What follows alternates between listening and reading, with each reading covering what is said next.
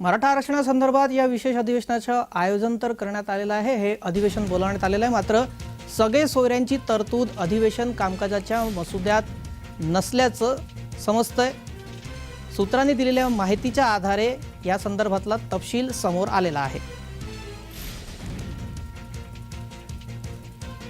जातीचं जे हे सांगितलेलं आहे, सगळे सोयरेचं जे काय त्यांना जे काय ते नोटिफिकेशन दिलेलं त्याचं कायद्यामध्ये रूपांतर करा अशी जरांगे पाटलांची मागणी आहे। तर ते कायद्यामध्ये रूपांतर करायचं मला वाटत नाही की आता आजच्या अजेंड्यावर म्हणजे उद्याच्या अजेंड्यावर सरकारने घेतलाय का नाही घेतलाय याबद्दल आम्हाला कल्पना नाही। या दोन प्रकारचे आरक्षण आहे। आरक्षणाबाबतीत दोन विचार आहेत, 50% वर 50% आत।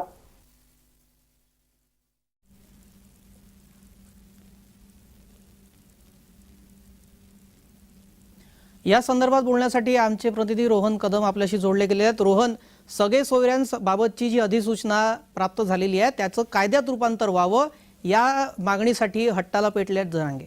आता सगळे सोयऱ्यांबाबत कामकाजामध्ये अधिसूचना सामील नसल्याचं सूत्रांकडून कळतंय, तर सगळे सोयऱ्यांबाबत कायद्यात रूपांतर होणार का? कामकाजामध्ये हा मुद्दा घेतला जाणार का?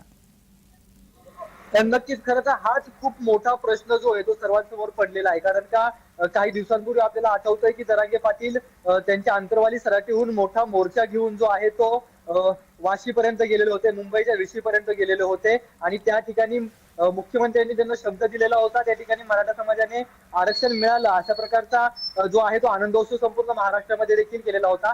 परंतु सगळे सोयऱ्यांच्या बाबतीतची जी भूमिका जरांगे पाटलांनी गेल्या काही दिवसांपासून सातत्याने मांडतायत आणि कुणबी प्रमाणपत्रकाचे ज्या पद्धतीने वाटप होतं आणि ज्या पद्धतीने अडवणूक केली जाते कुणबी प्रमाणपत्रक वाटप करण्यासाठी आणि सगळे सोयऱ्याच्या जो त्यांची भूमिका मांडतायत, जे सगळे सोयऱ्यांच्या पद्धतीचं आरक्षण ज्यांना त्यांना हवंय ती भूमिका जी आहे ती इन्क्लूड केली जात नाहीये, ही जरांगे पाटलांची मुख्य मागणी आहे। त्यामुळे जरांगे पाटील पुन्हा एकदा जे आहेत ते आरक्षण साठी उपोषणाला बसलेले पाहायला मिळत आहेत, आरक्षण मागताना पुन्हा एकदा पाहायला मिळत आहेत। त्यामुळे जो त्यांची जी नेमकी भूमिका आहे, जे सगळे सोयऱ्यांचं जी नेमकी भूमिका त्यांनी ह्याच्या अगोदर देखील जे निवृत्त न्यायमूर्ती मोठ्या प्रमाणामध्ये आंतरवाली सराटीमध्ये जाऊन आलेले होते, मुख्यमंत्र्यांचे सचिव गेलेले होते, अनेक मुख्यमंत्र्यांच्या निकटवर्ती अनेक मंत्री देखील जाऊन जरांगे पाटलांची जी आहे ती समजूत काढण्याचा प्रयत्न करत होते, त्या सगळ्यांवरती देखील त्यांची हीच भूमिका मांडलेली पाहायला मिळाली होती। परंतु रोहन, मुद्दा इथे महत्त्वाचा तोच ठरतो की सगळे सोयऱ्यांबाबत जो हट्ट त्यांनी धरलेला आहे की सगळे सोयऱ्यांना प्रमाणपत्र देण्यात यावं